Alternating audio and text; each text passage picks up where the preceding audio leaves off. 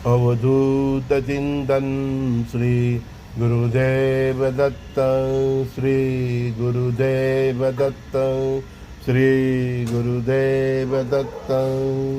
ओम शिव आदि शिव महाशिव सदा शिव शंकराय नमः। ओम शिव आदि शिव महाशिव सदा शिव शंकराय नमः। ओम शिव आदि शिव महाशिव सदा शिव शंकराय नमः। अवधूत चिंतन श्री गुरुदेव दत्त, श्री गुरुदेव दत्त, श्री गुरुदेव दत्त। वर्तमान का जो प्रलय काल है उसमें इसी प्रकार भगवान को 10 मिनट, 15 मिनट, 20 मिनट पुकारते रहिए। हफ्ते में एक बार, 15 दिन में एक बार, या प्रदोष काल में उसके सामने बैठ के आप अपनी यथाशक्ति पूजा करके इसी प्रकार उसको पुकारिए।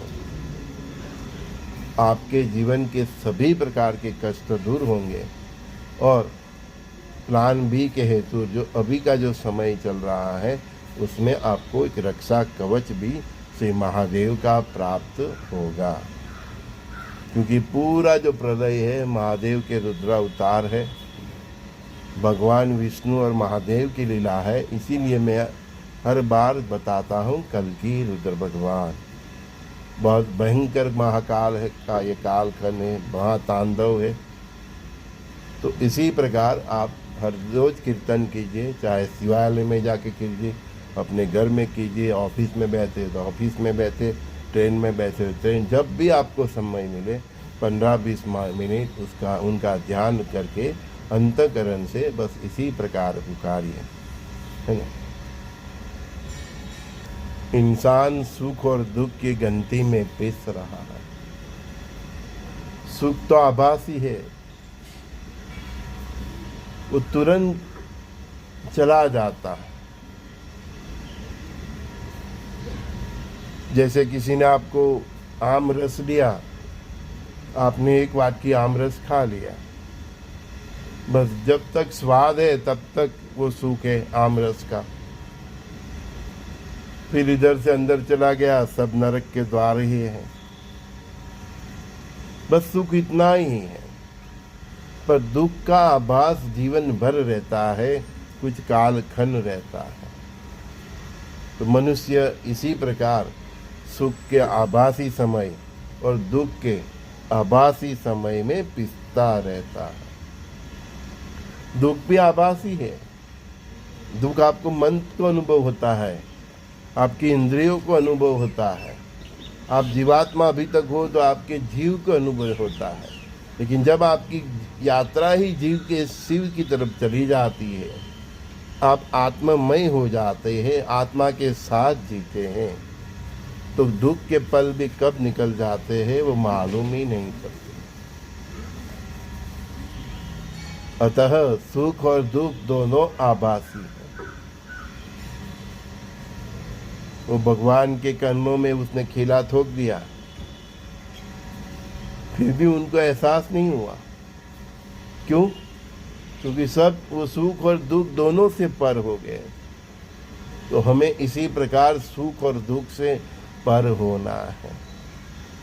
सुख को बांटते रहोगे तो सुख के पर हो जाओगे, दूसरे के दुख दर्द दूर करते रहोगे तो दुख से पर हो जाओगे। सुख में छलक जाना नहीं, बहक जाना नहीं, और दुख में रोना नहीं, यही तो स्थिति प्रज्ञ की अवस्था है। यही तो भक्ति की उत्तम अवस्था है कि इंसान सुख और दुख के अनुभव से पर हो जाता है। वो दुख में भी उसकी प्रार्थना में कोई फर्क नहीं पड़ता। जो दुख में प्रार्थना करता है वो सुख की अवस्था में भी उसकी प्रार्थना यही रहती है। नित्य उसका भजन कीर्तन भी एक ही रहता है, न कम होता है कम होता है। कई लोग बोलते हैं न कि गुरुदेव ऐसी अवस्था है कि माला भी नहीं होती। यही तो परीक्षा है कि तुम दुख में भी किस प्रकार उसका भजन करते हो। जो परमात्मा से जुड़ जाता है वो चाहे कितनी भी उसकी दुखमय अवस्था हो, उसका भजन और कीर्तन कम नहीं होता। और फिर परमात्मा की कृपा से सुख के बादल बरसने लगे, तब भी वो सुख में, धन धान्य समृद्धि और के ऐश्वर्य में भी वो बहक नहीं जाता है, वो गलत रास्ते पे नहीं चल जाता है। परमात्मा की कृपा से प्राप्त किया हुआ धन धान्य समृद्धि गलत रास्ते पे वो यूज नहीं करता है। तो वो अवस्था में वो जीव दुख से और सुख से पर हो जाता है, और वो जीव शिव की तरफ, मतलब वो जीव अंत में शिव में मिल जाता है। हमें एक ही चीज का ध्यान रखना है, सुख में और दुख में हमारे कर्मों के ऊपर हमको बहुत सावध रहना है। दुख में से निकलने के लिए शॉर्टकट लगाया तो भी नया कर्म बनेगा, वो तुम्हारे दुख का अंत ही नहीं होने देगा। और सुख में भी आपने गलत रास्ते पे गए, बहक गए, वो बोलते हैं न शराब और शबाब और कबाब, तो आपने जो पुण्य की कमानी है वो पाप के रास्ते पे खर्च की, तो आपका सुख भी कम हो जाएगा। तो दुख में सुख का एहसास करना सीख लो। दुखमय समय है, आर्थिक, मानसिक, शारीरिक समय है, आदि व्याधि उपाधि चल रही है। उस समय भी परमात्मा की कितनी कृपा है उसको देखना चाहिए कि चलो मुझे 2 टाइम खाना तो मिल रहा है, माथे पे छत है, मतलब मकान तो है, जो भी है। अंत में इतना भी सोचो कि मेरी श्वास तो चल रही है। तो दुख में से निकलने के लिए और भजन करो और कीर्तन करो, लेकिन किसी तंत्र मंत्र में मत पड़ो और गलत रास्ते पे भी मत जाओ।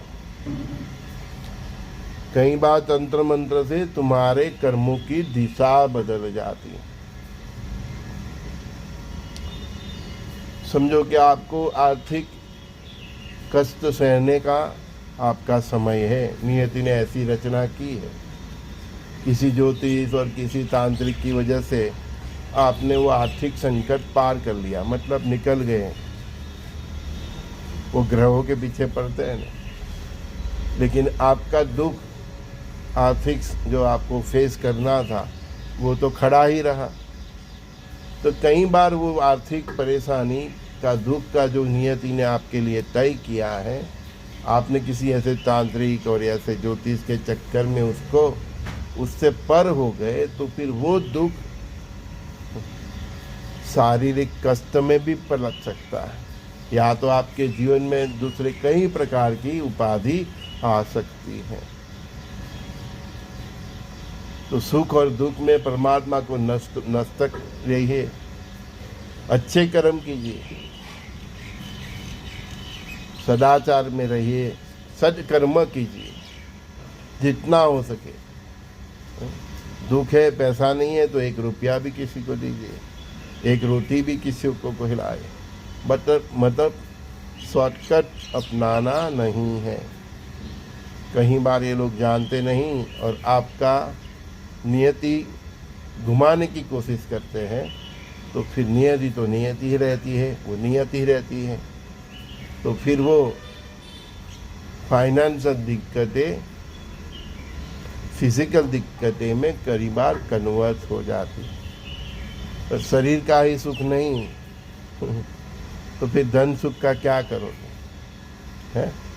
डायबिटीज़ हो गया तो खा नहीं सकते, ये रोग हो गया तो ये नहीं कर सकते, घूम नहीं सकते, है ना।